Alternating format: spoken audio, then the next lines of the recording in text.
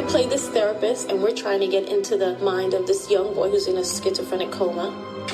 What happens is there's a serial killer out there. They come to me and the rest of the people on this project to see if we can get inside his mind, because he happens to be in the same comatose state that this boy is in. And they ask her if there's any way that she can go into his mind to help find this last victim. They come to her almost as a last resort, like, we need something. There's nothing else we can do, and this girl's gonna drown in 36 hours. Tarsem, the director, he was such a visual director. He had such an idea of what these bizarre images that he wanted to put in there, and kind of going inside the mind of a killer and what that would look like and what it would be like. First I'm in this like little boy's mind. It's like all fairy tales and beautiful deserts and costumes. Then next thing I drop into the mind of this killer, and it's like the images are so surreal and in a way beautiful but disgusting. And so it's really an interesting movie because there were no limits.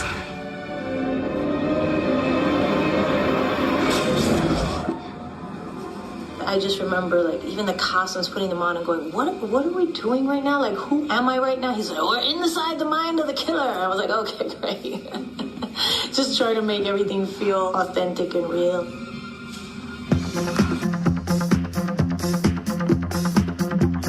Welcome back to the show, everybody. Welcome back. Welcome back. Another early morning recording. It is. The sun is shining. New year, new us. The birds are chirping. And it's me. My name's Pete. And I'm Scott. And these are the movies that made us gay.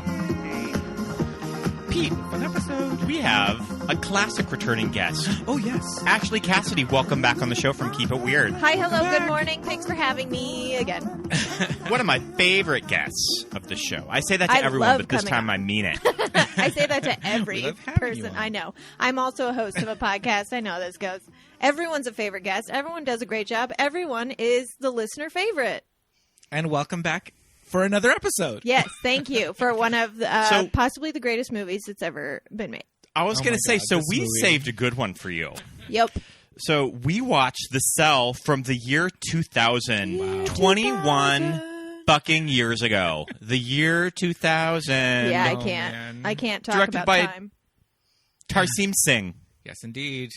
The visionary director, Tarsem Singh. I did not know who he was really until we started, like, I guess I never paid attention to who directed this movie before we planned to do this episode. So it's so obvious now, like now after like knowing who he is, being like, of course he directed music videos. Like, this is just a music video. That's 2 hours long. Mm-hmm. Pretty much. I mean, I don't know if I'll be able to track it down, but I remember specifically at the time there were interviews with him just kind of like, I just wanted to make a feature. Yeah. Yeah. I just wanted to make a feature. I didn't really care what the subject matter was. You know, I just figured I could make it work to what I want to present to the world. And right now, these like FBI serial killer procedurals are really hot. Yeah. The early years of NCIS I was going to say we had not Seven. SVU. And what else came out around that time? There's like Seven. Well, I mean, there's also all of those like Silence of the Lamb clones that they all kind of star Morgan Freeman and Ashley Judd. Oh, yeah. Along came a spider. Yeah. Yeah. Aren't there like multiples of that? Like, Along Came a Spider. The something girls or Kiss the Girls. Girls. Yes. That's what it was. Yeah. Yeah. And there's, Bone Collector. I'll watch them all. The Bone Collector with Angelina Jolie and Denzel Washington, of course. Ooh, and Scott, your favorite Copycat. Copycat, yeah. Sigourney Weaver and Harry Connick Jr. and Holly Hunter, so good. Yeah. But I mean, in which they ones, all pale in comparison. They pale in ahead. comparison. I was going to say, which ones you get to go inside the killer's brain? Oh my goodness. Yeah. None. Well, the Lawnmower Man, but other than that... Oh, yeah, well, of course. So I wanted to do The Cell because I feel like it just had its 20-year anniversary, and I've sort of noticed that there's sort of a subgroup of gay men that love this movie. I love that. That are all about it. Yeah. That are all about The Cell. That are all about Tarsem. They're all about everything that Jennifer Lopez wears. Can't get enough of it. Lip gloss in this the lip gloss situation movie. I actually wrote. Yes. So my notes are hilarious because I was high when I watched this last night. I will never watch this movie sober again because holy crap. But yeah, it just says lip gloss is poppin', all caps. It is poppin'. Poppin'. The curls are on point. The lip gloss is tight. Crazy. The booty is out of control. I think the gays who love this movie, I think they're Matrix gays. Sure. Yes.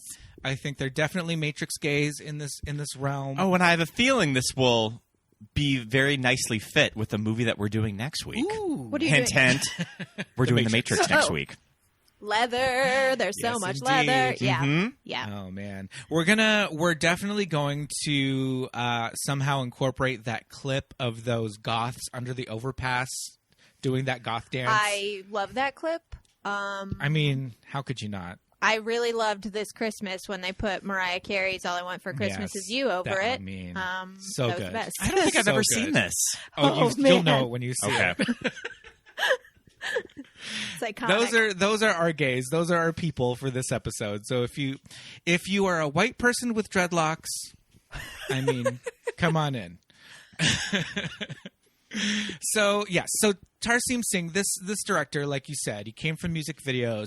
The thing for me, because again, old, I remember very much the "Losing My Religion" video from R.E.M. Right, you could not get away from this video at the time. It's pretty much recreated in this movie. It is definitely. There are scenes that are straight out of that video. I watched it last night and I was like, oh, that's the same room.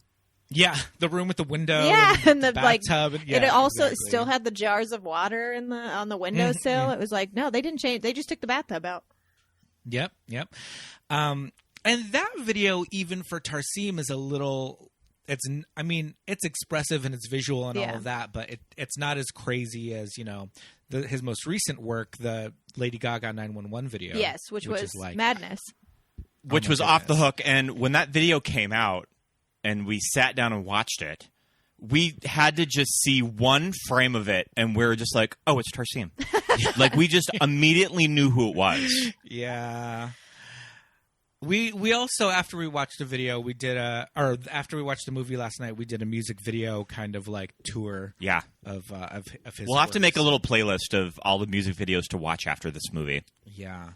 But yeah, the visuals are just like... stunning. I think stunning, yeah. And a lot of what he does is, recreating Renaissance paintings and Eastern mysticism and, all of this stuff kind of mishmashed together. And it works so pretty well. much any shot in this film that takes place in the mind of Carl is a piece of art of some kind, whether it's like surrealist art or Renaissance art. Like there's so many different styles, but every single shot, every single scene is like, oh, that's just a piece of art that he recreated for this scene. Yeah, exactly.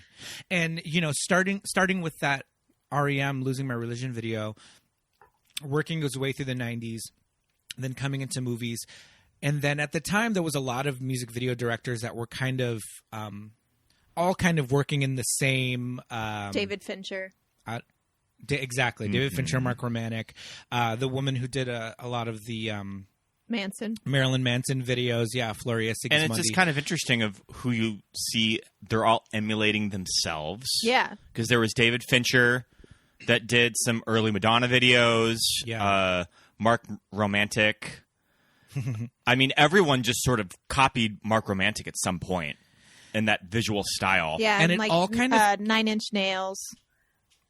Yeah, 9 Inch Nails videos. It all kind of came to a head with American Horror Story and like those intro scenes. I have American Horror Story written in my notes. I mean, that's all kind of reference. Everything's referencing itself, but it all kind of spilled over into like regular everyday pop culture. And I know American Horror Story is still kind of like fringy, but I mean...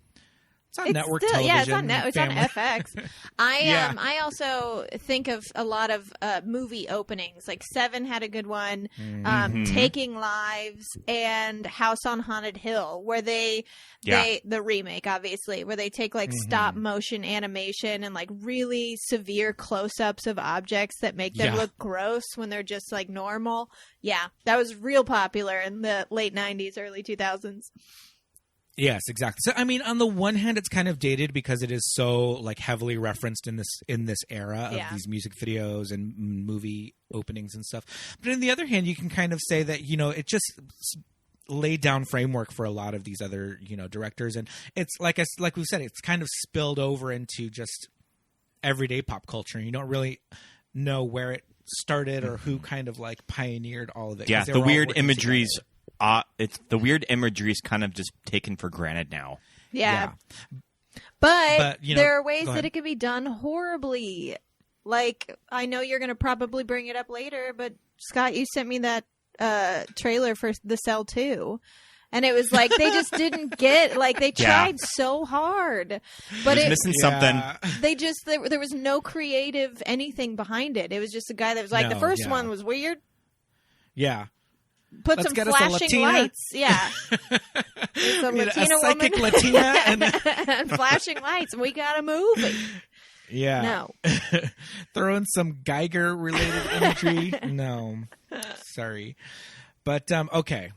So, I don't know about how you watched it, but we rented this movie, and the stream we got was like, it was a VHS tape. It was kind of not a great stream transfer. Renting it off Amazon wasn't great. I own the DVD.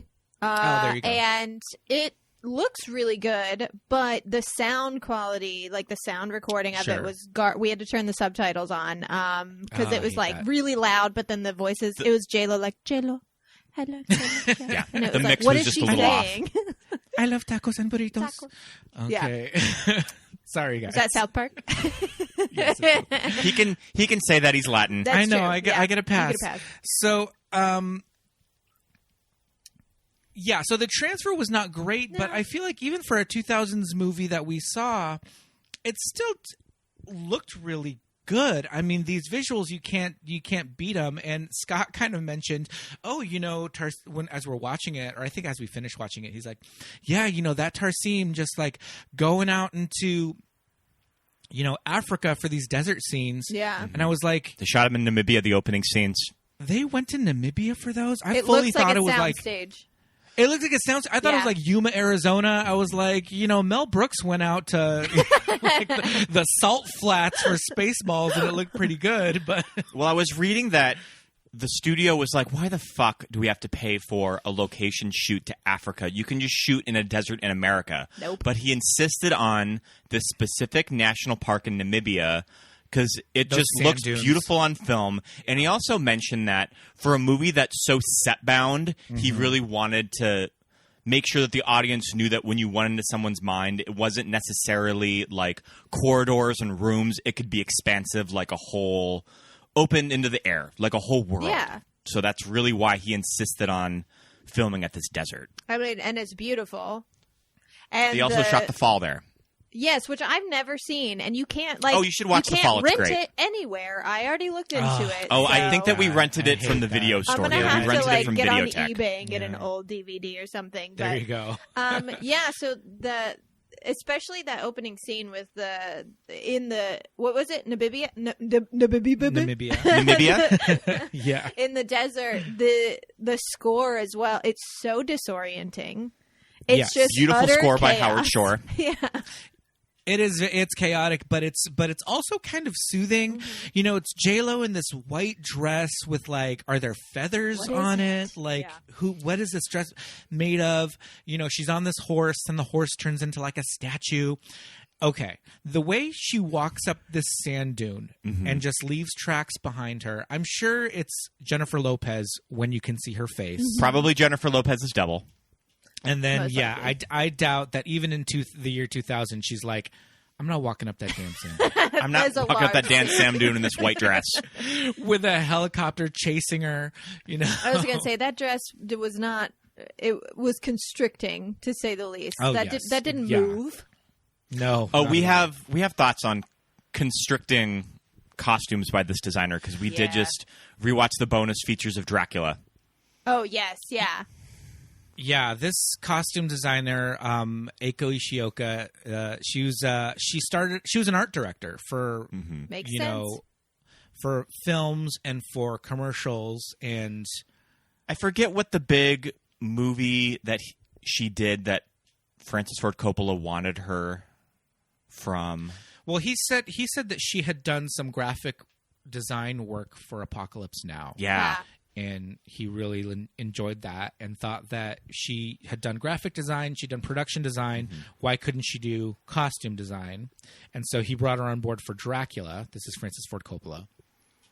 And if you remember the costumes in Dracula, they are insane. Mm-hmm. Like he wanted the movies to lead with the costumes, specifically.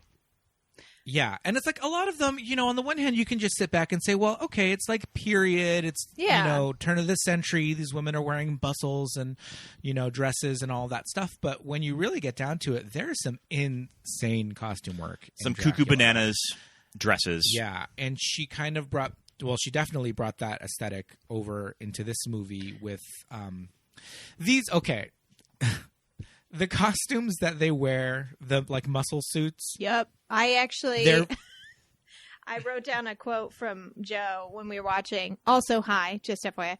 And sure. And he just slowly was like, they look like red vines.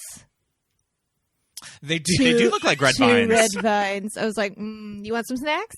Red vines. I actually wrote down, it looks like something Cody Fern would wear to the Emmys. Yeah. Oh my God. That would be like a iconic fashion moment. Hell just yeah. to wear the muscle suits from The Cell on a red carpet. That's a Met Ball look. True. Yeah, that's the Met Gala for sure. Met Gala. Yeah.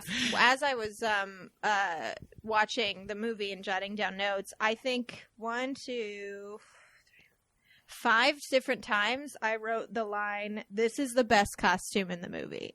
And then it'd be like 2 scenes later, and I'd be like, "This is the best." We'll sort of do in the movie.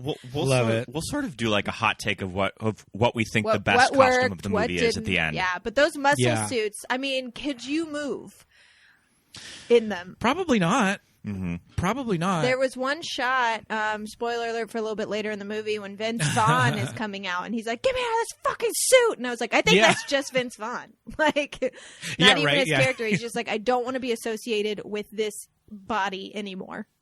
He's like, "Oh, you're recording that?" So just briefly, Jennifer Lopez's character is a therapist, social worker. She was a social worker that sort of got scooped up by the sciencey people to help them with this new technology of diving into people's minds. Yes. Right. And it's experimental technology. It's just this one boy, this one child that is catatonic, comatose. He's also apparently schizophrenic, because there's a part in the movie where she talks about how different schizophrenia is in children. Okay. Yes. So we start off with her character. She's our protagonist, our hero. It's in the dream world. Her name is Catherine. And she's in this client, this patient, in his dream. And that's why we get these like crazy desert scenes, and she's wearing this beautiful gowns. And I believe that it's funded by this child's parents. Right. I was going to say, I think that's kind of it's a private, endeavor. It's not like it's this hospital where it's like, just go to this hospital and we'll jump in your head. And... Yeah. Yeah. It's experimental, privately funded, la, la, la. And the parents are like, this is getting nowhere. We don't even know if this is going to, go on any further. We don't even know if we believe that you're talking to him in his brain. Exactly. He's no better than he was 6 months ago. And we just are going on faith that you are actually doing anything. And so we start off with her. I love her like scenes at home where she's like unwinding. Yeah. And like just like panties and like a little like top. Yeah. Although... if anyone watches Fantastic Planet the way that she does, they are a psychopath. Sure. She is so serene. She's like, "Oh, cute." I'm like, "No, this is horrifying. No, what is wrong with you?" Now I'm wondering if you're the person I should be afraid of. She just smoked that fatty ass blunt, so she's like. Blunt. But for me, that would send me even further over the edge. Like, even please further. Turn this off. That's what I'm saying, because that that score from Fantastic Planet, if I'm stoned and listening to that score, I feel like, I don't know. We have the score on vinyl. We do have the score on vinyl. So, I mean, this would have been pretty cool for Tarsem, putting Fantastic Planet in a major movie. Because it's like, what do you think the availability for a movie like Fantastic Planet was in 1999 or 2000? It was probably hard to track down. Exactly. And also, there's very obviously a lot of influence he took from Fantastic Planet and put in this movie, so it's a nice little homage. The colors, yeah, for sure. I feel like you probably couldn't find it at like Hollywood Video, but you could go to like your local like Superstar Video, like your little family one, and they might have like one crunchy, like crusty VHS with like a warning on the front. We're like, this is they not would have for, their weirdo employee, that would recommend it. Not for kids. Oh man, speaking of weird cartoons that were not for children, we were watching some 70s Ralph Bakshi. Yeah, I mean... animated movies. Fire and Ice. I love Fire and Ice. It's great. It's just, I remember my local, or not my local video store, my VHS that I had at home that my dad recorded of Return to Oz. He recorded it on TV, so there's like commercials and everything. And before it came on, like before the movie started, there's a literal warning that's like, I realize this is Disney. I realize you have all seen Wizard of Oz. This is not in the same universe. Buckle up, because you're in for a ride. Anyways. Yeah, but I don't know. There's something about, movies from the 70s and 80s that were aimed at kids, but that were just scarred you for life. Yeah, no, we need more of that today. They don't do that anymore. Mm-hmm. There's a reason kids are soft. I know. Come on. They need another Return to Oz. Thin out their ranks. You have Dorothy getting electroshock therapy because she won't stop talking about a Tin Man. Anyway. Headless women chasing her around a mirrored hallway. So Catherine is just like, she's cool. She goes home and she like smokes it off and just like, and watches like trippy, French art house movies in her spare time. But, concurrently. Interspersed and concurrently, we get glimpses of Vincent D'Onofrio, who I like Vincent D'Onofrio. He's a good actor. This was a weird time of his filmography because they were trying to get him in genre movies and dramas. Well, he is a character actor. Vincent D'Onofrio, not Vince Vaughn. I'm thinking Vince Vaughn. Yeah, that was Vincent D'Onofrio is the shit. I love Vincent D'Onofrio. I know. The weirder he is, the more I like him. Yeah. But my thing about Vincent D'Onofrio is that he's like a big lumbering dude. Yeah. And which could work for a serial killer. Mm-hmm. He'd be a great Leatherface. Yeah. But he's got some muscle on him in this movie. I don't know that it's muscle. I think he just got really skinny. And it's not even like skinny. He just got thin for Vincent D'Onofrio. Yeah. So it's and then I was also thinking that for the makeup, maybe they put on some abs on him. Oh, they did. When he's like his weird evil king. Oh, yeah. Self. Well, and I wonder if they filmed that later, because when he's actually going into the coma, when he's having the seizure and you see him, there's not an ab to be found. So it's either painted on or they filmed one after the other and had him lose some definition. But so I don't know if they were trying to go for something with this character where he was like a little bit more slight sinewy, and thin, and just Vincent D'Onofrio, that's not his body type, but they just liked it. I kind of don't get where they were going. Yeah, I mean, I prefer my serial killers to be out of shape. Like when Shockingly Vile, whatever the fuck that Zac Efron, Ted Bundy monstrosity was, and he was just so ripped, and it was like, I think the serial killers have other things to do. I don't think they're hitting the gym. I've also never bought that Ted Bundy was secretly hot. No, he was a very doesn't do it for me. Average man in terms of I'm not getting into his car. And I mean, I guess 70s. It was the hair. Maybe it was the chest hair. Women were like, true. He's got it. Vincent Carl is the character's name. Is possibly actually one of my favorite serial killers in any serial killer movie I've ever seen. And I don't know if that's because he's so good, just as an actor in general, but also just like you get to see how he became a serial killer, and it's not just like alluding to. It's like, no, you get to see some of the worst child abuse I've ever seen in my entire life on film. I cannot believe it's in the movie. Yeah. And like as you're watching it, you're like, yeah, that's how that becomes that. Yes. That's how that becomes the guy with a bloody bowl washing a naked woman's body in a bathtub. Like, totally. Yeah. And this kid who plays like young Carl, he's just like was he showing up at he was on Lizzie McGuire. Lizzie McGuire, that's what it was. I was like, was it Malcolm in the Middle? Yes. Okay. Yeah, Lizzie McGuire's I was gonna say brother. so. He's like showing up to the set of Lizzie McGuire like on Monday, and he's like, "You guys, this movie that I'm doing." Wait a minute, it's young Vincent D'Onofrio. It's not young. It's not the boy from the beginning. No. It's young Vincent D'Onofrio. The boy from the beginning is somebody else.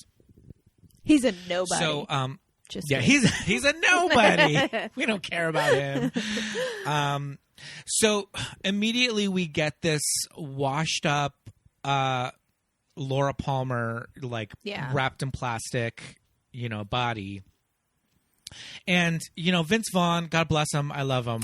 But just, I feel like he's struggling to play this, like, hard it's a as little, nails. like, noir, too. The dialogue. Well, this is, like, where it comes that the screenwriter was really copying Seven. Because you could just see, this is just Brad Pitt's character from Seven. The screenwriter, too, by the way, I was reading about how much he, like, hated it and, like, disowns the film. And then I was like, well, what else has he done? And it was like Poseidon and I Am Legend. I was like, well, maybe you're the problem. Yeah. Right? Maybe it's not what they changed about this script. Right. Maybe it's you. Quite possibly. But go on, Man, so, Poseidon. like, concurrently, we've got this social worker going into the brain of this child who's in a coma, and Vince Vaughn, a cop. And my notes just say Dean Norris. Apparently, I was very excited to see him. Tracking this serial killer. And, like, I do like about this movie that, like, the stories don't really convert. Like, they're about completely different things until, like, 25 minutes in. Yeah, true. Because we also get... Dean Norris. Okay, I thought you were talking about the guy who's not Tim Roth. Oh, Tim Roth's cheaper stunt double. Discount Tim Roth. Discount Tim Roth, exactly. So we got, Vince Vaughn finds the body wrapped in plastic, and so now there's a serial killer on the loose, but we're also getting glimpses of Carl. He shows up at his lair, and we don't know where the lair is. It's a mystery. There is a room that is filled with water and a female body, a female victim. Is this the cell? Floating in the water. Is it this cell? Is the cell, right? Is this the cell? I think the cell is several things. I think the cell is that. That's where she's being kept is the cell. But also the cell is like he's trapped in his own brain. Yes. After he has a seizure, that's the cell. We are made of cells. We are made of cells. Protons are the powerhouse of the cell. The nucleus. How dare you? The nucleus is the powerhouse of the cell. I knew I was going to mess that up. So pretty much I was asleep in biology. So pretty much there's a whole episode of Law & Order SVU happening before Jen gets in D'Onofrio's brain. And who would know better than Vincent D'Onofrio? Is it made immediately clear that Vince Vaughn and Discount Tim Roth are the FBI and not just... Yes. I think they're the FBI. Yeah, because they walk up and, like, the cops are investigating this body, and then all of a sudden Vince Vaughn's like, don't worry, we're here. And they're like, oh, boy, here we go. So it's, like, very clear that he's someone else. And this is someone that they've been trying to track down because they've been finding bodies like this. Yeah, this is, like, the right? 7th victim? The only reason I know is because when you go into his brain, you can count. Like, okay, there's the bodybuilder, there's the this, so you can count like how many there have been. I think there's 7. We love that We love that piece of ADR when Jen walks into the American Horror Story room with all of the victims, and there's a piece of ADR that's just like, it's his victims. It's his victims. Like, we'll get it. Thank you. It's the back of her head, so you don't see her say it. So it's just like they just drop that in. They're like, maybe they won't know who these things are. They probably put that in after people were confused on like a test screening. I guarantee there was a test screening where people were like, we didn't know. Yeah. So when they find Laura Palmer, she's dead, obviously. She's been bleached. Sorry. She's been bleached. She's white, but it's like it's also a corpse. So it's not really like knock you over the head how white she is. And one of the FBI guys goes, "Do they all look like dolls?" And I'm just like, does she really look? She just looks like a corpse. Yeah, I was gonna say, Jesus. Yeah. Like, what kind of dolls do you have? Yeah, I thought that was weird. But in the American Horror Story room in his head is really when we get to see that he puts them in these poses and like, you know, kind of makes them move like puppets and mannequins and all that. And we keep calling it the American Horror Story room, but it just looks like those intro scenes, you know, or especially early seasons, like season 1 and 2, especially. And also, you know, the 9 Inch Nails videos where they would get these, you know, dolls or puppets or those Tool videos, you know, where they would, you know, ropes and pulleys and things to make them move. And that really kind of like illustrated to me as like, oh, okay, that's the doll thing. But I didn't really see it from the white corpse wrapped in plastic. I mean, no, I didn't either. Yeah. And then she had the collar on, which I guess was like sort of like, they say that he makes them individually for each victim, the collars. Sure. So he could have like an Etsy store. He's like so he could sell them online. Handmade. Yeah. Custom. So he also has some kind of like, he's got like a brain cloud or something because... Wait, before we get to the seizure, we have to talk about the suspension piercings and the scene. So when you rented it, did you get the masturbation scene? Because I know it wasn't in the theatrical release, apparently. That's what I heard. Yeah, we got it. Right. I read that too. I was like, oh, that's interesting. Yeah, apparently it was not in the theatrical release in America, and it also wasn't on like the first DVDs. Like it wasn't until the 2015. No, I don't remember which DVD release it was that they put that. Are you sure that we got it? Yeah. Yeah. It was the scene where he's hanging from. Well, I know that there's the hanging scene, and he's hanging over like one of the bodies. He's got the suspension piercings in. He's hanging from his suspension rings, which for anyone who's listening who doesn't know what that is, that's where you have like back piercings, arm piercings, all the fleshy piercings that you can like suspend yourself from. He is hanging over the dead corpse of a naked woman. In the background is the video footage he took of her while she was dying, where she's just screaming, help me, please. And he's masturbating. Yeah. And it is horrifying.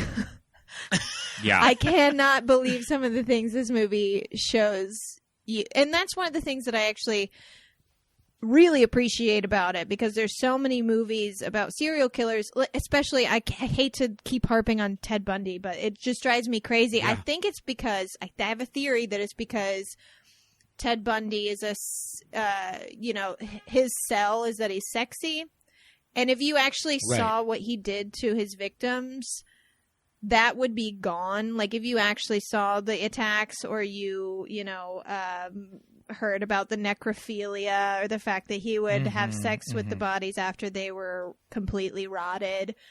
That's not sexy anymore. That's just creepy and gross and disgusting.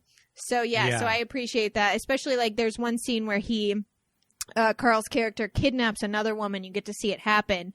And most directors would just have the woman sort of like be shocked and then like cut to black and be like, oh, he knocked her out. But in this, like you see him like take her down. He's like wrapping to the ground. He like wraps his legs around her and holds her as she like struggles and squirms and moans. And it's just like, fucking hell. It's dark. Yeah, definitely. And he did that really, he's got this dog. I was going to say the dog fake out scene always gets me. I always forget about it. Yeah, how did he train that dog? Yeah. Yeah. Well, because the dog's not there when she walks up. Yeah. Too. So he's like, go run over there. Yeah, he does this thing with the brick, so like it stops the car, but then she thinks that she hit the dog. Yeah. Love it. But I was thinking we did an episode of our show on body modification this past season where we do talk about suspension rings, and I was thinking that I wonder how that community felt about this, because it's really not a sexual thing at all. It's more like a euphoria thing, like your body gets flooded with like endorphins and serotonin, and it's a natural high basically. So to fetishize it like this is, I guarantee there was some backlash from those people who were like, oh, probably. Yeah, okay, we don't do this for sexual reasons, and also you made us look bad. What's the ritual with American Plains Indians where they do that like by ropes? Yeah, I know the Crow Nation was a big one with suspension like that. But yeah, there's different like places of like the way he does it, I think is called. It's in a lot of cultures. Yeah, I think the way he does it is called the Superman, but you can do all kinds. Like you can hang from your ankles. Oh my god, I don't like it. Yeah. Oh my god. I would never tell someone not to do it, but like pass. I'm gonna pass. No, yeah, it's very. To me, it reminds me of that time again in the late '90s, early 2000s. It was just that like Jim Rose sideshow. Like remember like Lollapalooza, and they would have like the like freak show people, and they would have like a flamethrower, but they would also have a guy that stuck like nails in his eyes. Yeah. Yeah. Yes. But yeah, all of that like body modification for that. I mean, body modification is one thing, but this kind of like, I don't know, endurance or just it's like it's foreign to me, but hey, it doesn't mean it's a bad thing, I guess. No. Some people like it. People like it. Who am I to kink shame? No, it's not really exactly. kink. Exactly. I also noticed. So the through theme of this movie is suspension. So like, I was gonna say I have weightlessness. There's a lot of the being in the water, floating in the water, or like. Did you notice Jen's bed? The water bed. It's a water bed. Yep. And that scene is happening at the same time as the piercing suspension scene where she's like laying in her water bed. Yeah, it's great. Yeah. Interesting. And one of the times she enters Vincent D'Onofrio's mind, it's like it's shot underwater. Yeah. When she enters the world, she's like floating. Yeah. Yeah. In like a dress. Yeah. So he makes one last kind of capture. He gets, one last girl, takes her out into the desert, into the into this cell that slowly fills with water. But he leaves her there and goes back to his actual home. And in his home, he has a seizure, passes out, goes into a coma at the exact same time as the FBI raid his home. They find him, but it's like, okay, we captured him, but he's not conscious. He's not conscious, and we know he's got one more victim, but we just have to find her. So how are we going to do this? Well, we've got this experimental technology that can go into his thoughts and his dreams. Hey, JLo, would you like to do you try want to this? help us out? Yes. Also, hey, Jenny from the block. Before that, they go meet up with Peter Sarsgaard. Yes, uncredited Peter Sarsgaard. I almost didn't think it was him. He looks so healthy and youthful. Yeah. I mean, not that he doesn't look healthy. But... I mean, this would have been pretty early in Peter Sarsgaard's movie career. I don't think he had done a lot of features. Yeah. But yeah, so JLo agrees. But she's very she took some convincing. Can I ask you something? Please. If he wasn't like this, if he was conscious, do you think that he would tell you where she is? There's always a chance of a confession, yeah. And there's things that he's done that show a need for disclosure. He hasn't had a sympathetic ear. He wants someone to listen, to try and understand him. Look, I feel for this girl, I do. But Starger may no longer know the truth. For severe schizophrenics, there's no discerning between fantasy and reality. Is it possible? If he came to trust me, yes. But it takes months to earn that kind of trust. Is it possible? Yes, she's tentative about it. Because I think that's why they had to bring the tape. Yes, they had to bring the tape of to make her the feel victims. Yeah, but also she made a good point. Exactly. She was like, "Hey, if you caught him and he was awake, would he tell you where she was?" And they were like, "Maybe." Yeah. She's like, okay, cool. I'll just risk my life." I want to talk a little bit about the fact that they brought in Carl to be part of this, dream experiment situation. They just had a muscle suit in his size. Well, they constructed one really quickly. Is it 3D printed? Where are they getting these muscle suits? That's very true. Could they 3D print stuff in the year 2000? Well, it would probably take a month. No, I was gonna say, there is one point in the movie where they say they sent in another therapist with JLo once, and the kid hated it. So they obviously had another adult size suit. But it was Marianne Jean-Baptiste, who's like this tiny little woman. Oh, was it her? Yeah. Never mind. Yeah, just kidding. her. I mean, maybe they made a ton of them just in case. Yeah, I think it's like the Batman suits. Like Alfred is just like, I made you another suit, and it's like with like, what? Alicia Silverstone's here. Suit. Suit. We have her measurements on file. Oh, Robin, you don't like the colors of your last suit? New suit. Nipples this time. Alfred's just like sewing them together. Furiously. Yeah, I don't know. Because they had an abundance of suits. They were just like lousy with these muscle suits because not only did they have one for Vincent D'Onofrio, they got another one for Vince Vaughn. And Vince Vaughn's a tall guy too. Yeah. He's like 6'4". So they have them in all shapes and sizes. For all these people just laying around. Anybody wants in? Don't think too hard about that. Get a muscle suit. Whatever, just go with it. They have a whole closet full. No, this is going to stick in my craw this entire time. So, so now she goes into his brain. And it is wild. It's cray. It's out of control. So when she first goes in, this is the one with the 9-inch nails room, right? Well, yeah, she first sees, so she sees the horse. She sees the kid. She's not chasing the kid, but she's like, okay. Oh, the horse. I got the kid. I can talk to this kid. And the kid's like scared of her. He's running away from her, but he's still kind of like looking at her. Yeah, he's curious. Sweet, right? So she's like, I have an in. And, there's a horse. And he sees the horse. He's petting the horse. As she gets close to it, he runs away. She goes to pet the horse, and she's like, okay, we got this horse. Then the clocks start counting down. The clock starts counting down. And, okay. So when these glass panels fall and separate the horse into, 20 different slices. Right. At the time, I saw this movie in the theater. And at the time, I was just kind of shocked at this reference because this was... Exactly. It's not inspired by. This is a Damien Hirst art exhibition that was at the Tate Modern in London in the year 2000. Really? Yeah. It was on the news. It was in Rolling Stone. It was all over the place. And like I had a friend of mine he did a semester abroad at Oxford and he went and he saw it. And he like sent pictures of it and he was like all about it. And Damien Hirst is this visual artist that, was very controversial. He would do like religious imagery and but have all these elements of, like human blood and bloody-bloop and just like shocking people across the land. And this art installation, it was this, but it was actually with a cow. And was it a real cow? And not a horse. It was a real cow. Like they had done this. Yeah. I don't know how he did it, but it was a real cow.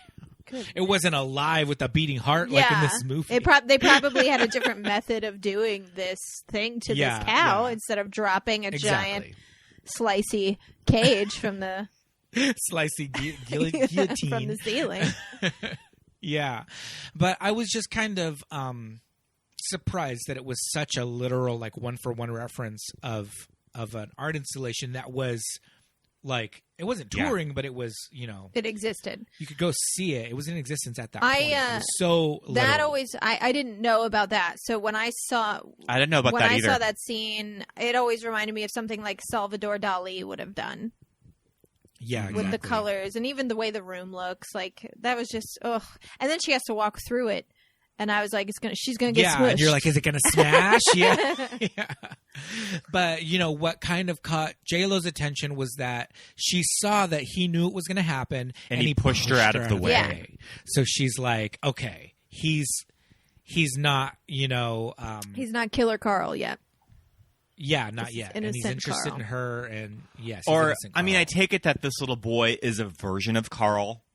It's like Carl's like inner child, just like the inner child, the good person left in him. Yeah. The innocent life that was completely ruined by his abusive father. Yep. Oh, you know what? I'm wrong. The Damien Hirst thing, he had cows, but they were just suspended in like almost like a cell, like cubes. What he had in slices was a shark. Oh, interesting. Yes. That's cool. I think they talk about that actually on the Ricky Gervais show.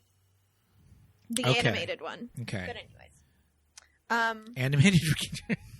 Yeah, the cows were whole cows, but the sharks were sliced up. Yeah. Very interesting. But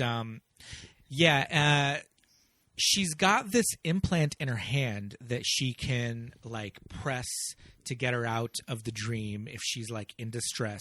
Now, neither of you are going to recognize this reference at all, but this is very Deanna Troi. Deanna Troi has a little thing that she does with her hand that she can like tap like pressure points, and it like gets her out of her like trance or whatever. But she's got this little like microchip in her hand, and Scary Carl like. This is when we get the big reveal of Scary Carl with the muscle and suit and the big cape. The best costume of the movie, number 2. Which one? Where his suspension rings are. Oh yeah. Like they have fabric attached to them that's a cape, but it's also the wallpaper.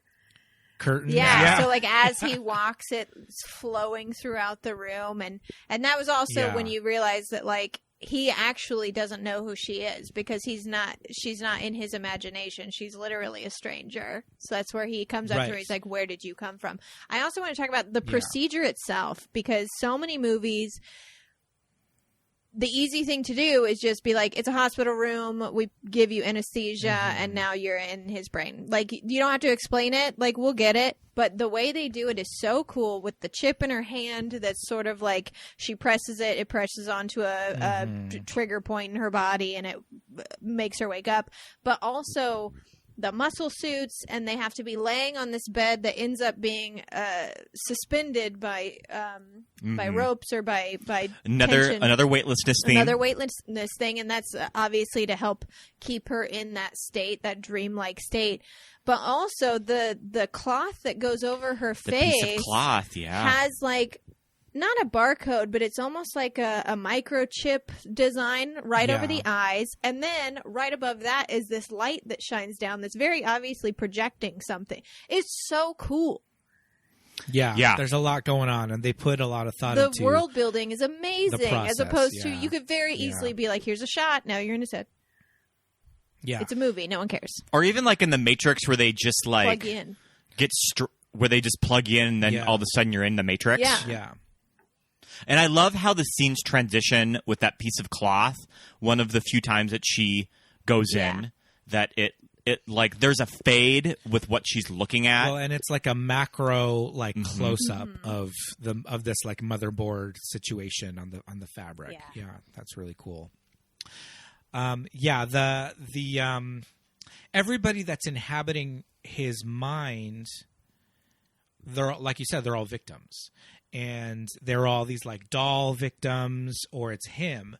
And, when she kind of like awakens them in the American Horror Story room, one of them is this bodybuilder. Yeah. And I'm thinking, I was like, I felt bad for the bodybuilder. I was like, she couldn't beat him up and get away. I have so many questions about the bodybuilder. He got the bodybuilder. How sad. Like, I felt like if anybody could beat him, it would have been her. But like, because there's a portrait, like in a frame. Yeah, so she was very like, obviously, it wasn't, because at first when you first see it, you're like, this is how he sees her. And then you see the portrait. And yeah, it is exaggerated. You know, I think they exaggerated her for his mind, but in the picture, you're like, oh, well, she actually is a bodybuilder. Am I wrong? I feel like I heard this a long time ago. I didn't look it up. I didn't think to. The real woman that played her, didn't she die? Wasn't she killed? Oh, I don't know. That kind of sounds like something familiar. I mean, I would think that bodybuilders have a lot of health issues, too. Yeah, I feel like, So. And honestly, this could have been one of those, like, movie urban legend things. I feel like I heard at one point, like, in college, that she had been murdered in real life, which that obviously totally could have been just, like, you know. Yeah. A movie urban legend. Well, when you look at the cast, all of the actresses that are labeled as victims, there's not a lot going on in their other no, like, and a lot of them catalog. had to pose nude too, which is a recipe for getting unknown. Yeah, women who exactly. are So willing I to am do that. seeing that the bodybuilder is currently still alive. Oh, she's still alive. Well, thank goodness that good. was just an urban Kim legend. Cherkesky Nicholas. Yeah. That sounds like a female bodybuilder. I'm into it. She won Miss Olympia 96, 97, 98, and 99. Oh, yeah. Okay, so she was hot at the time. She retired in 99 and went on to have a budding film career that is in movies like The so Cell. much better than what I knew of her, which was that she was murdered on the that street. she was murdered brutally. Well, thank God she's still with us. But I don't know that these are victims, but other characters in his mind, I did know who they were. They did not pose nude, but there's a scene when Vince Vaughn eventually goes in to his mind, and when he first wakes up, he's on this weird beach, and there's 3 women next to each other. Pete, And they're posed all crazy. let me know who one of them was, and I was gagged. And they look over to him and they ask him about They're like, "Have you seen him, my their boy?" son. Have you seen him, my They boy? took him from me. So we don't know if this is supposed to be his mother. True. But there's 3 of Or them. it could have been the victim that was found washed up, because when she was being murdered in the video where he was masturbating to, she was saying, Mom, please take care of my baby. Ah, okay. And they sort of Dark. look like triplets. Very dark. Yeah. Well, the actresses that played the 3 of them are triplets. They are actress triplets, and one of them is Liana Creel, who you may or may not remember as Tori from Saved by the Bell. What? I didn't recognize her without the Wilson's leather jacket. Without the motorcycle jacket with the sleeves pushed up. Yeah. Oh, my remember God. Tori from Saved by the Yeah, Bell I mean, who I had- replaced... I didn't think either Tori of and those the- women were anyone. Yeah. Tori in the weird alternate universe of Saved by the Bell, which Kelly and Jesse don't exist. They're in the bathroom. They're in the bathroom All all the the scenes with Tori, Kelly, and Jesse are in the bathroom. But yeah, Liana Creel is one of triplets. Wow. Identical triplets. And they had a short-lived sitcom. No. The other 2 stopped acting, but Liana, I think, still does a little bit of work. But yeah, that's them as the 3 mothers in the on That's the one of beach my there. favorite That was- parts of the movie, because it is just so weird. Yeah. That's the most Marilyn Manson Yes. of the video. Yeah. Or of the movie. And then we get Vincent D'Onofrio with tiny teeth, and I fucking hate it. The tiny Yeah. baby corn teeth Ooh. killed me. Why? Oh, I my was not a God. fan of the baby corn teeth. There were some choices that in this movie that I was like, wait, what's going on here? Like, for instance, I know this is before the fact, so this is not a direct reference, but Vince Vaughn's wardrobe is very Dwight Schrute. I literally said that to Joe. I was like, if you look at him, he looks like he could fit in on The Office. Just mustard shirt and brown pants. Come on. I know. You're in the What is this FBI. color You've combo? got a nice paycheck coming in. Like, what are you doing? And we're used to seeing Vincent D'Onofrio with pretty short hair, and The when wig. it gets longer, Yeah. or Or no, D'Onofrio. Yeah, because he's got the long Yeah. wig. Yeah. Yeah, everyone looks a little bit out of, and then they couldn't afford Tim Roth apparently. I keep confusing the Vinces in this movie. Vince, yeah. Yeah, a lot going on. And then Taylor Vince is like the weird doctor who's like, oh, he's in a coma and we can, Oh yeah, he's gone. He's albino, right? Or is that why his eyes do that? I don't know, but yeah, I was noticing that. I was like, "What is going on with this?" Because he plays similar weirdos. He's in movies. Constantine. He's also in Identity, where he plays. Oop, can't tell you, because that's a spoiler. Oh, yeah, he for plays the movie. Yeah. But yeah, his eyes do that vibration thing, and I believe that's albinism. But I. Interesting. Wow. I did look up about the dog. That is not an albino dog. Isn't. It's just a white. It's just a white German Shepherd. If it was albino, it wouldn't Very have beautiful, a black nose. It would have red eyes too, and blue eyes. Yeah, it had a black nose and blue eyes. You're absolutely right. Would it be red or pink, or would it be pink or blue eyes? It would have pink eyes if it was albino. I would think because there's no pigment whatsoever, so it's like pink eyes and pink nose. But that dog. Where did they get this? Where did they get this dog to just pretty. like bring in to this room? Did they just bring the dog? Yeah. With them to the location? Well, they raided his house. The dog was in the house. They found his dog. I mean, they got that dog over there pretty quick. It's the FBI. They've got helicopters. Yeah, as mentioned in several scenes of the movie. Vince Vaughn at least 3 times is like, I'll be in the copter. Yeah, definitely. So the first time that she gets scared, she's like, okay, he freaked me out. I pulled myself out. I learned nothing. Vince Vaughn. Yeah. This like complex where, wherever they are. What is this complex? It was shot jogging. It was shot in Barcelona. It's weird because the jogging people reminds me of like in Silence of the Lambs, where you see the FBI students, cadets facility. or whatever, running around. So yeah, in this case, it seems like the only people that even work here are the 2 doctors. Yeah, but it's this huge compound. Yeah. I don't understand what this building is. Shot at the Barcelona Pavilion in Spain. It's probably something like Elon Musk's. Right, yeah. Some kind of a testing facility. So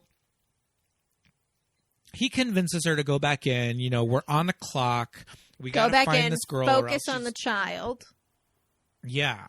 Because the time's running out. And we keep cutting back to this poor actress. I just keep thinking about this actress. So did you read cell. about this actress when filming these scenes? I know. The one that couldn't swim, that lied. Yeah. So I guess that she lied in her audition, and when she was cast of, oh sure, I can swim. I was a lifeguard. Don't lie in your Get audition. her actually in the cell, and she can't go underwater without holding her nose. I can't imagine how.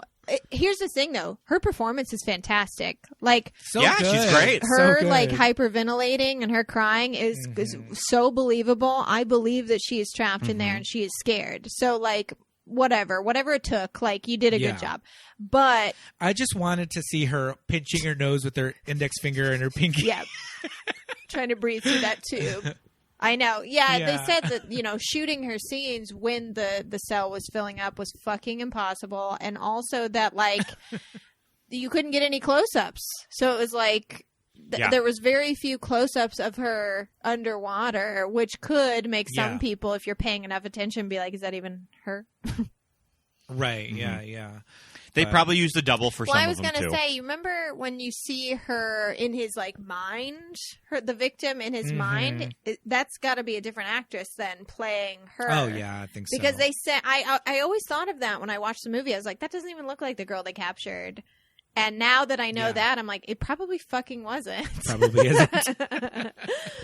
I'm just thinking, if I'm this victim that's trapped in this cell, right? And how long is she in there? They said something about 48 hours or something. It was days, but I don't know how many. Yeah. So I'm in there for days, screaming, pounding on the wall. It's filling up, and I'm just like, God damn you, kidnapper, let me out. My voice is gone, all that stuff. And then Vince Vaughn comes and shoots out the glass, and like I fall out, and they rescue me. And he's like, he was in a coma the whole time, and he wasn't even here, and now he's dead. And I would just think, I was screaming at nothing for days. My voice is gone. My fists are like bloody pulp. I would be so mad that I was just yelling and no one was even there. I feel like possibly the relief would have overpowered the frustration that you felt, but I could be wrong. Hey, I can hold a grudge. I can hold a grudge forever. But she was she was right. When she goes back in again, she's like focusing on finding the child version of him because she knows she can get through of him. That's when we start to see like the actual child abuse. And like I said, it's some of the most horrifying things I've ever seen in a movie. Ooh. And it really kind of like, I love it because I used to be really obsessed with serial killers. I kind of grew out of it as I like grew up to find out that most of them are just like below average men who believe that they are owed something.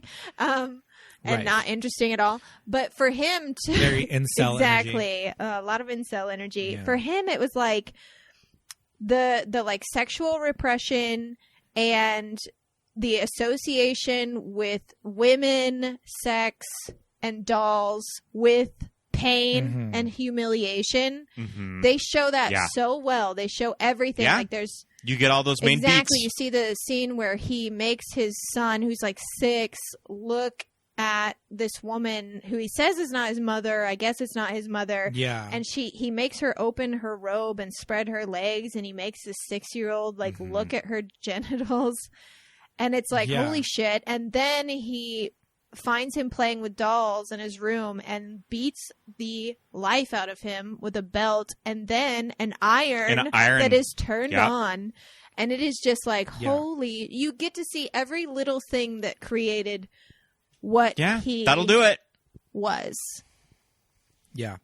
And then later on after that, when they're in the losing my religion room and Vincent D'Onofrio stands up and he's not wearing a shirt and you see the iron scar on his chest, I was like, oh my God. Yeah. And he talks about how, you know, the reasons that he focuses on the water and the reasons he like the water is such a big deal is because his first seizure happened at his baptism when he was being held underwater. And then that same day, his father broke his ribs and his jaw. And I actually, did you guys watch Crazy Not Insane on HBO Max? No, not yet. So it's a really good documentary. It's about multiple personality disorder, which is still like very hotly debated on whether or not it exists, but like dissociative disorders and all of these people that have these personalities, the personalities say, you know, when it's like, when did you show up? Like, where did you meet this person? And they always come to them in moments of like trauma and abuse. And it's like they take over their body so that the person doesn't have to experience it because it's literally too much. Like it literally breaks their brain. And that's exactly what happens in this, where this big evil demon-like guy kind of comes in and takes over in a moment of like severe abuse and then just stays. Yeah, crazy. So good. So, you know, so when JLo goes back in the second time, she's getting super close. She's actually talking to him like as an adult in his adult form and not the child anymore. But he kind of tricks her. She gets sucked in too close. And she gets taken in. But I love when she gets taken in. This is when we get the fashion. Yes. This is when we get the true, like, RuPaul's Drag Race main stage runway moment. Yeah, I heard that the costume that she's wearing when she's, like, in all black is, she's all black, and then she has this, like, red collar, and I heard it was inspired by a Black Widow spider, which I love. Yeah, definitely. I see that. She has that headpiece that when they take it off, it looks like antlers. Yeah, it's like this silver mask situation with like chains on it, but the way it's like a cruciform, it's like a cross shape, but it's like fitted to her face. It's so weird. Pretty much when you Google Jennifer Lopez in the cell, it's all the same. Yeah. And luckily, we got that one line of exposition in the beginning of the film about being able to send two people into the same brain. There you go. So we could send Vince. The kid just didn't like it, so that's why we only have one. But yeah, now we have to send somebody else in because she's trapped in there. Can't be us. We're too busy. You know. Mm-hmm. They got to monitor it. So Vince Vaughn is like, send me in, coach. Yeah, I've never done anything. Glad that you have Glad that you have a suit that fits a 6'3". I actually, I said something last night when they're sending him in, they're getting him set up and they put the suit on him. And what's her name? Marianne, the doctor, Jean-Baptiste. I can't remember the doctor's name, but she literally says, she's like, hey, Peter, the first few minutes are going to be disorienting. And I was like, the first few minutes are going to be disorienting. And then every minute after that also. After that. Yep. And every single second you spend in there is going to be disorienting. Yes, indeed. But I love that when Vince Vaughn goes in, he's an FBI agent, you know, hardened by years of, you know, seeing crazy shit. Yeah. He's not this like not soft, but he's not this like, you know, therapist or whatever. So he's just walking and lumbering around like, what the shit is going on? Who's that? This is weird. Yeah. Sees the 3 triplets on the beach. And then some other weird shit probably. Yeah. He sees Jennifer Lopez. He takes the weird antler mask off her face, but he can't get through to her. Carl comes out looking crazy. It's big muscle suit Carl with the hair horns. Oh no, this time he has the baby teeth. This time he has the baby teeth and like the beetle. Yeah. Cape. Yeah. And weird. If you haven't seen this movie, I don't know what you're picturing right now. But whatever it is, it's not as crazy as what it actually looks like. No, yeah. It's the gold look where he has the crown, right? Yes, yeah. It's very regal. Mm-hmm. And this is his intestine. What is that device called? Intestinal. I wrote it down because I looked it up. This is a real form of torture, right? It's called the intestinal crank. And it's not something you survive. Yeah, it was something used to get information from people where they would make a small incision in your stomach or in your abdomen and cut a piece of your small intestine. And I guess it had to be the small intestine. I don't know why. I was like, I'm good. Like with that knowledge, more of it, maybe. And then it's longer. They basically staple part of it to a spike and then crank it. Although I think throughout history, when it was actually used, they didn't have the creepy like music box, like Jack in the Box. Yeah. They didn't have that. The crazy like insidious music box. And Vincent D'Onofrio like humming like a child over it. Yeah.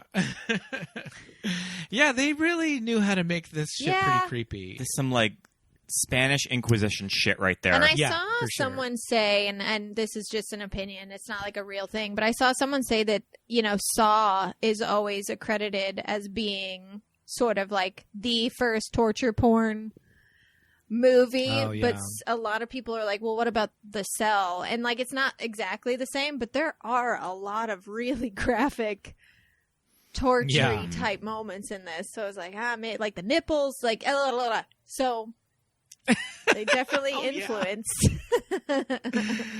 Yeah, the that is the truth. He can't get through to Catherine because she's just in this trance. She's been overtaken by, Carl's laying on this fabulous circular bed too. Oh my god. I mean, she looks amazing. She looks great. He's getting his intestines ripped the best out costume slowly of the movie. But it's the best costume of the movie. And he's trying to get through to her, and he like starts giving her some like info about her brother died in this car crash. He was in a coma. All this stuff to try to wake her up, and it eventually does wake her up. And she goes over and stabs him. Stabs the shit out of him. I also heard that the original line was not your brother was in a car accident and then he was in a coma for X amount of months before he died, and that's why you became a therapist. I guess it was that she had an abortion when she was in college, and she felt guilty about it, and that's why she became a therapist, but it just tested so poorly. Because they said it made her unsympathetic, and it's like, what right-wing fucking... What? Yeah. Where did you Where was this test audience? This movie? Oh my god. Okay, yeah. All right. Well, I guess this is better. It's like that's the problem they found with this. Yeah, movie? yeah. Okay.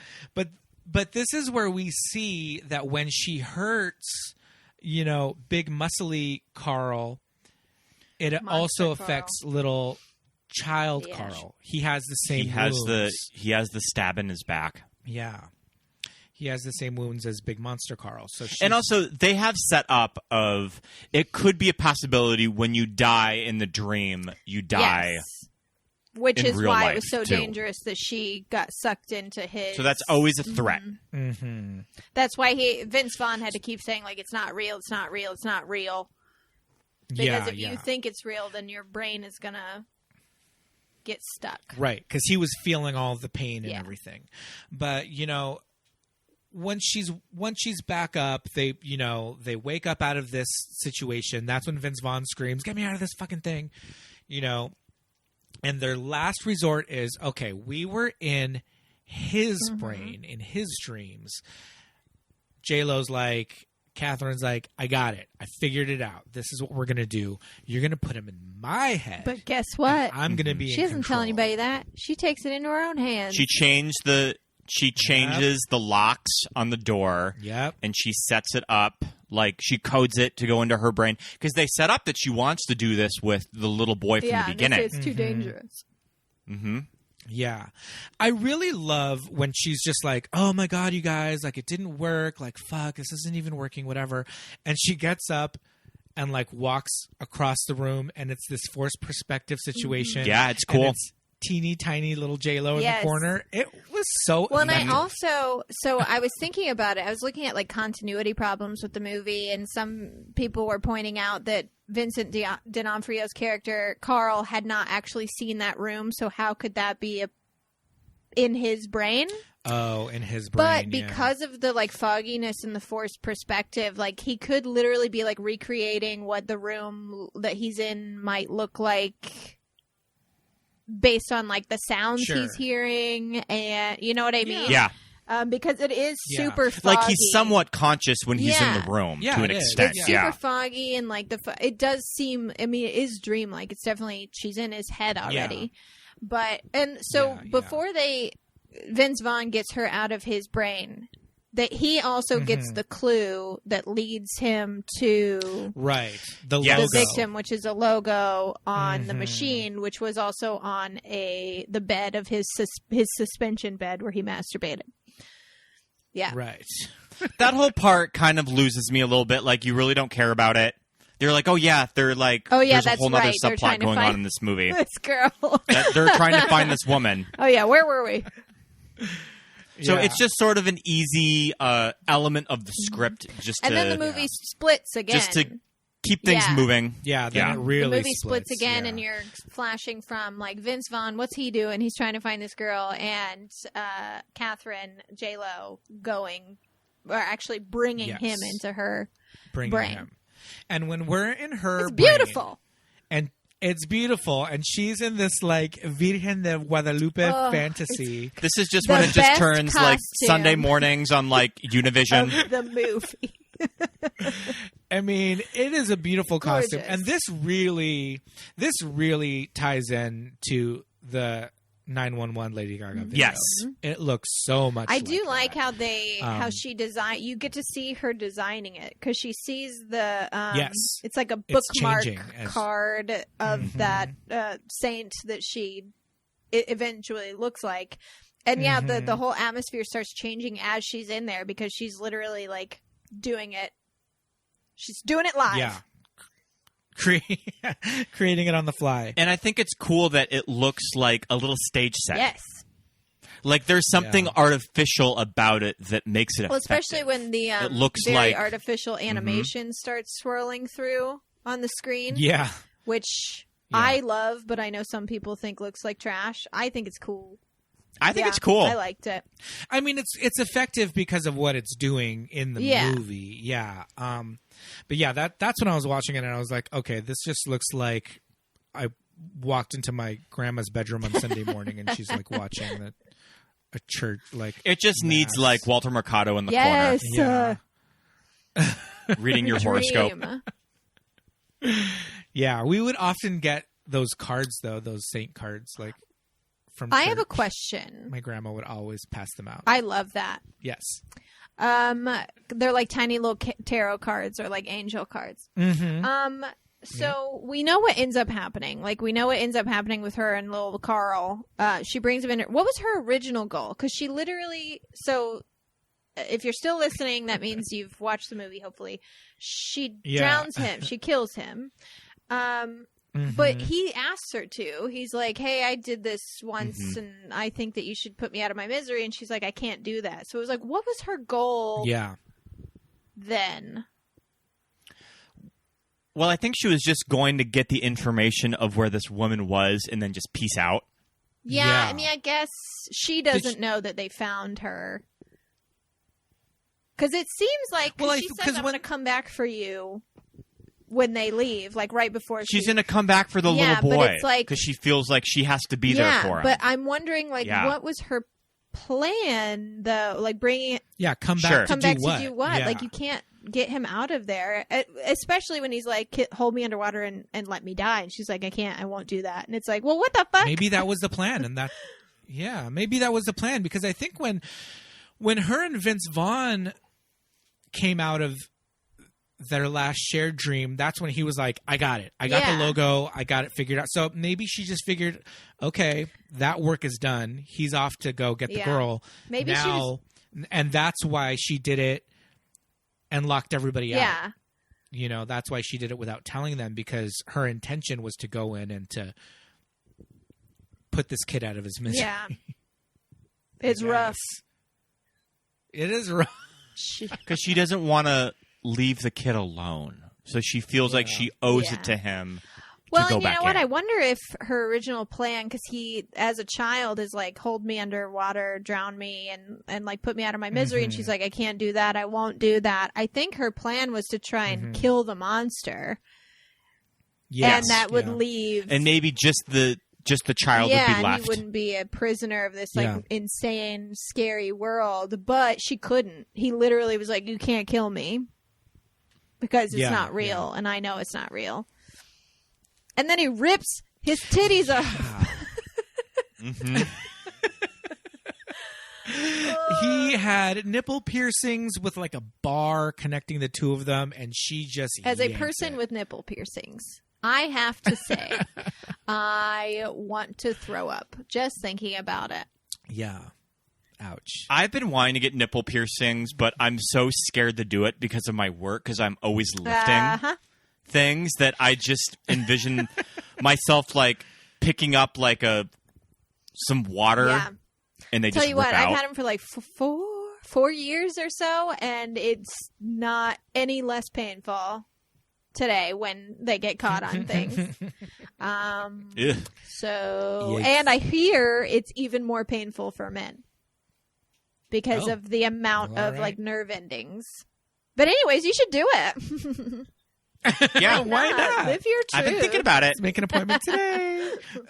But anyways, she beats the shit out of the monster Carl. So she beats the hell out of him, rips his titties off. And again, this is all happening to this the is little when boy. we get like the Dark Huntress. Yes. And she has the crossbow. I love this look. Best costume of the movie. The dark lipstick and their hair's down. Yeah, she looks fucking awesome. She's got a crossbow. Yeah. She's great. The crossbow's cool. She's like crucifying him to the floor. And this is when Carl, it's his ultimate monster look too. He's got like the snake head. It looks awesome. He comes out of the water. He came out of the water. He's got the reptile skin. More baby teeth. Not a fan. Still don't like it. I remember that shot of him coming out of the water was in all the marketing for this movie. It was very popular. It looks good. Yeah, it looks really Did cool. get an Oscar nomination for Best Makeup. It did? It lost to The Grinch. It did, but it lost, the Grinch is really impressive with the way they were able to like move the I get it. Okay. I don't hate that one as much as I hate Hellboy 2 losing to Benjamin Button. Which is like, oh man, yeah, what's going on there? What? I'm never watching this program again. Yeah, so she drowns a child. We get to watch it. So yeah, she drowns a child. I love that. That moment with baby child Carl and Jen. She's really good in that scene of that. Like, I can't take you with me. Yeah, just like Jen looks so heartbroken in that moment. That's the thing. Sorry, go on. I was going to say, that's the thing with Jennifer Lopez, is that, as we saw last year with Hustlers, she's so good in that movie.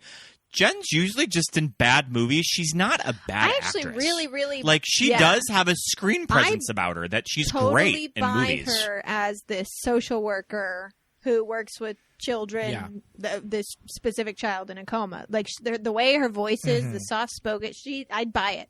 I buy this character. Yeah. But yeah, I like that scene, too, when she's talking to baby Carl, and he's kind of vacillating between baby Carl and, like, serial killer Carl, but not monster Carl. Like, monster Carl is a whole other version of him.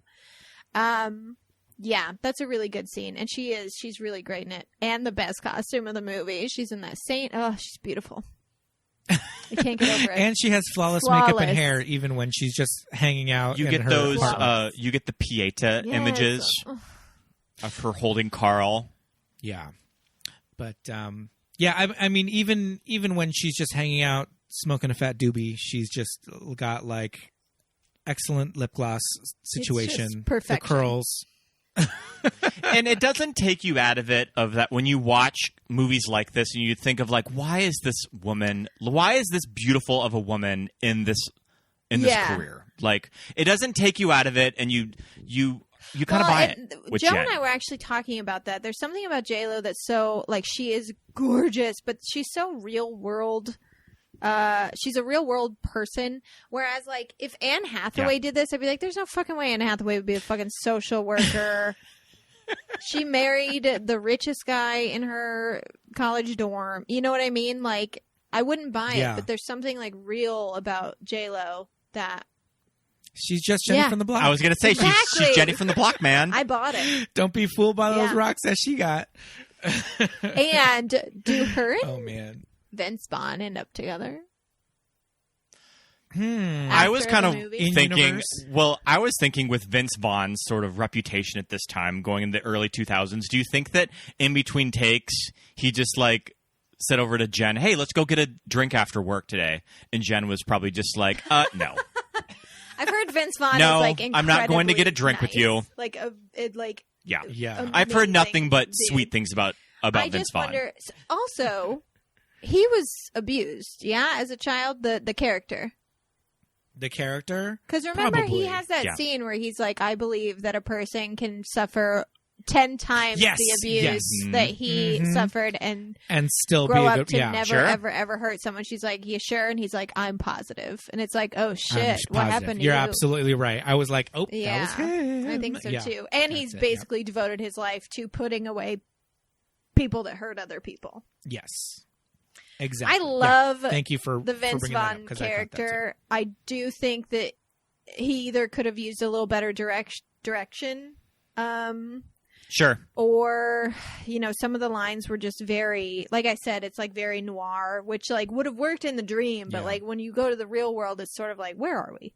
Who are these people? Yeah. I agree. And there are some moments where Vince Vaughn is like, especially when he and Jen are talking, he can be very charming and like he's totally believable when he's in the dream. Any like moment where the stakes are super high, I get. But everything else is just kind of like, oh man, like he could have really used some help.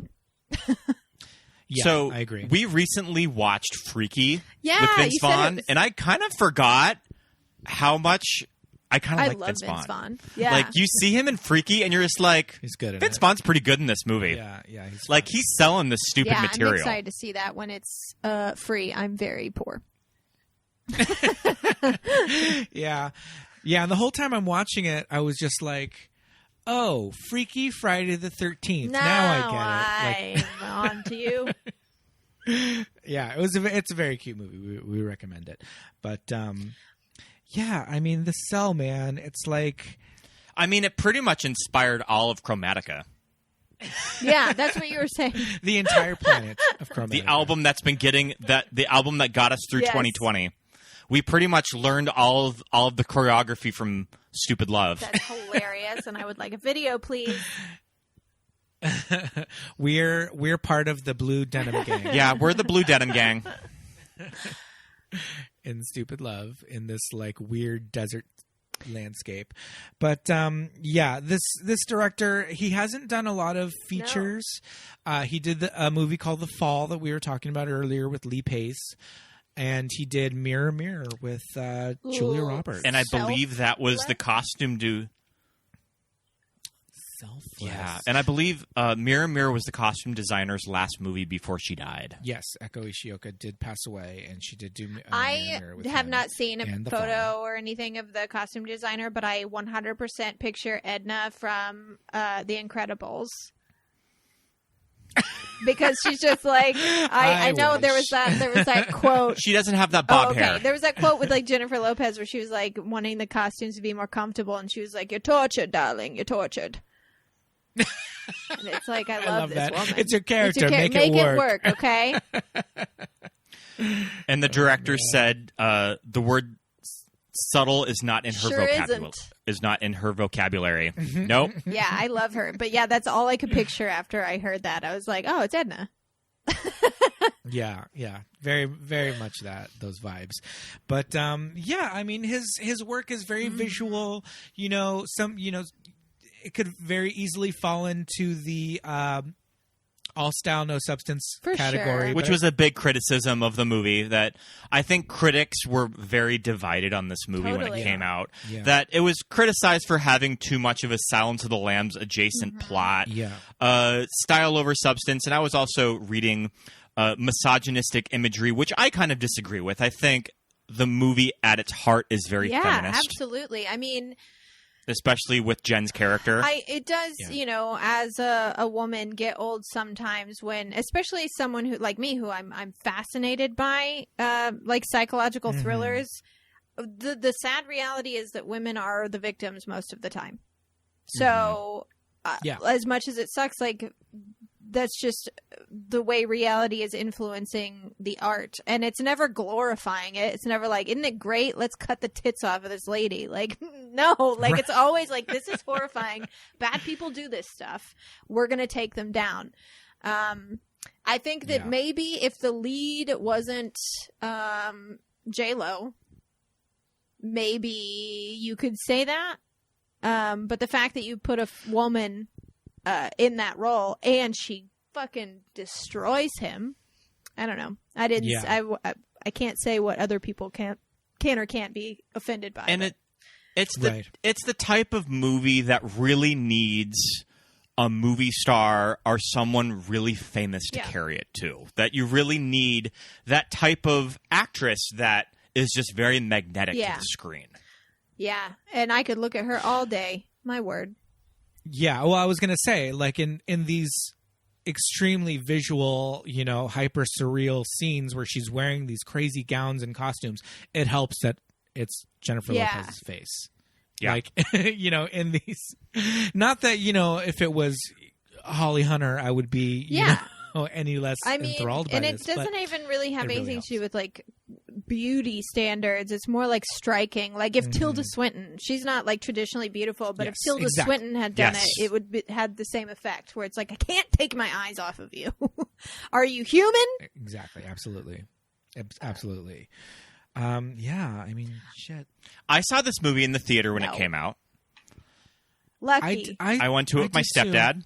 Too. Yeah, I saw it in the theater as well. We both loved it. And I remember specifically seeing the poster, because remember back in the days when you didn't just read about it on the internet. You had to go to the theater and see a poster for a movie to know if something was coming out. I specifically remember seeing the poster of The Cell and just being like, this movie looks so fucking The cool. Cell was one that was always on like Cinemax. Like it was always in rotation.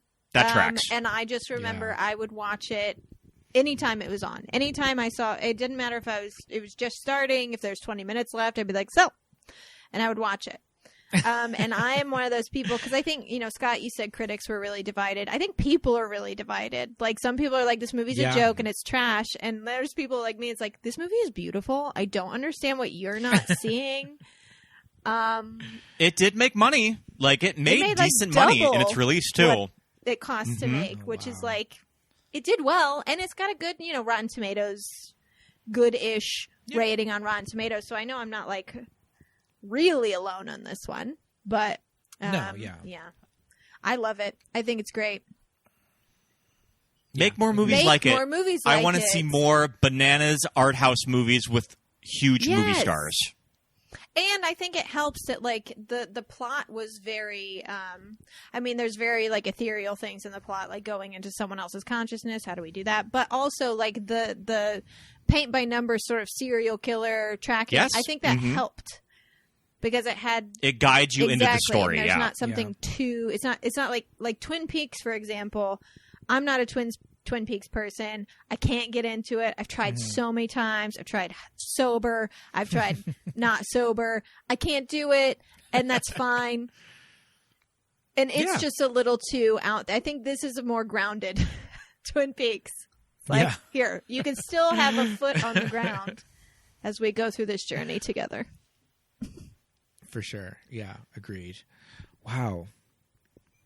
Did we have any, I think those are all. So what are your favorite JLo looks in this movie? Everyone. That gown of her on the bed with the headpiece is pretty iconic. It's so cool. I think that I don't know. JLo had so many good ones. I do know that my favorite Vincent look is the first time we see the monster, where he has like the black eye makeup across his eyes and the cape attached to, because I'd never seen anything like that, and I just thought like, holy shit, this is so cool. JLo, I like it. I like JLo in white. So that first I like the white one and the Saint one, they're just so like magical, both of those costumes. But then again, love it when she's dark too. I love everything she wears in this movie. Yeah, everything. Yeah, very cool. She's turning the looks. Turning looks, stunting pretty. Wow. Oh my goodness. This movie has it all. Does.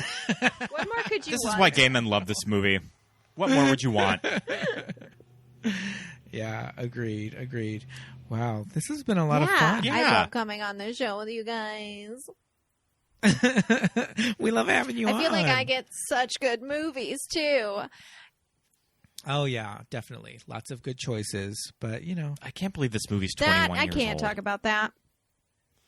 I know. I was telling Pete also of this movie has that cool look to it with directors for the year 2000. Because, like, seeing 2000 for a release date just seems so futuristic at the time. Like, wow, this movie's coming out in the year 2000. And this movie just looks so cool in that regard, of that this is the future of movie making. But it turns out it was a fad. Yeah. But hey, I think we're still seeing its influence. For sure. Today. Yeah, we absolutely are. Oh, yeah, definitely. It got really heavy there around that time. But there's still, like we said, American Horror Story. The opening credits to, like, all of the American Horror Stories, like, directly taken from movies like this. So I do miss oh, well, we've got Gaga making them, but I do miss this style of music video, too, because, R.E.M. had them, Marilyn Manson, 9 Inch Nails, Tool. Tool was a big one where, like, every music video was like, where am I? What planet am I on? Yeah. schism. Yeah, it was a real renaissance of music videos in the late 90s. It was kind of like reached their peak of like, what could we do artistically? And we got our duo of Trent Reznor and David Fincher out of it, and those two together make art. Yeah, definitely. So we're still seeing what this movie laid the groundwork for today in Hollywood. So that's really cool. Mm-hmm. And I think Tarsem still probably has a couple of good movies left in him. I'd love to see definitely. one. So I say if you can track down, I mean, probably we can't go to the video store right now, but if you can track down a copy of The Fall, I recommend it. It's really beautiful. And I love Lee Pace. And it's got Lee Pace. Yeah. We'll make a playlist of all of the music videos to watch as a companion to this movie. Yes. Because there's also some... Not just this director, other directors that fell into the same... When she brings Vince Vaughn into the dream, there's a lot of callbacks to the Madonna's Bedtime Stories video. Yeah, Bedtime Story was also directed by Mark Romanek, who did a lot of the Nine Inch Nails videos as well. And it very much, are referencing each other. So very cool, very cool. Well, I think we've come to the end of our journey for The Cell. Thank you so much, thanks for Ashley. having me. I want to get back on Keep It Weird soon. Yes, especially now that we know having guests is so easy. Because our last season, season 4, we really didn't until like the very end. We realized like, oh, we can do this as long as they have a microphone. Like we can do this. We had one guest and then went into quarantine last season. So that was pretty tragic. But season 5 is starting probably like first week of March. And we're starting with a Listener Ghost Stories episode, which is a fan favorite. A lot of really, really, really scary stories this time. I don't know what I want to come on to talk about. I don't know either, but we're going to think of something good because I love having you both on. Awesome. Well, why don't you just tell our listeners where they can find Keep It Weird? Keep It Weird. You can find us on Instagram, Twitter, some randomly, and Facebook at Keep It Weirdcast is our handle. And then, we have a website, keepitweirdpodcast.com. But we're out there. We're floating around. There's a lot of weird adjacent shows, but we're kind of the OG. Yeah, for sure. Definitely. You guys are pioneers.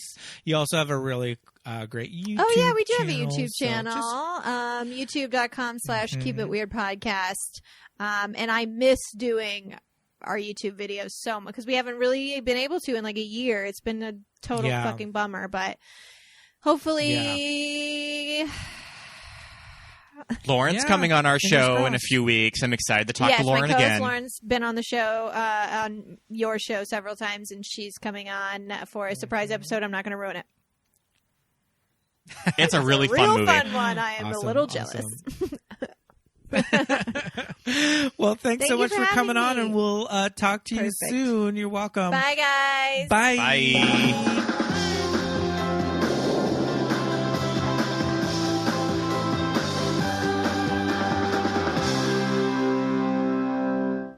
And thanks so much for listening, everybody. Fun episode. Yeah, I love it. Well, I love The Cell. We both love The Cell. It was a great movie. I was surprised at how well it held up.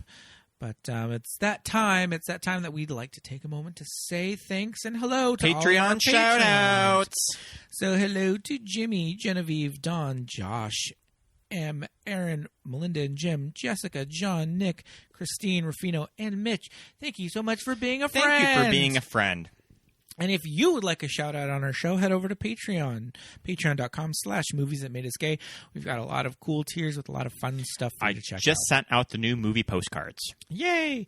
We'd also love it if you would rate and review our show on Apple Podcasts. Give us 5 stars. Give us 5 stars and write us a good review. We would love to read it on the show. You can also find us on social media, Instagram and Facebook at Movies That Made Us Gay, and we're on Twitter at MTMUGPod. Yes, indeed. You can find me, Pete, on Instagram and Twitter at Peter Lasagna. I'm Oscar Scott on Twitter and Scott Youngbauer on Instagram and just Scott Youngbauer on Letterboxd. Yes, if you want to see what I'm watching. Indeed. So go out and find us and say hello. Give us some love on social media. Thank you so much for listening, everybody. This was a lot of fun. We'll see you next week. Bye. Bye.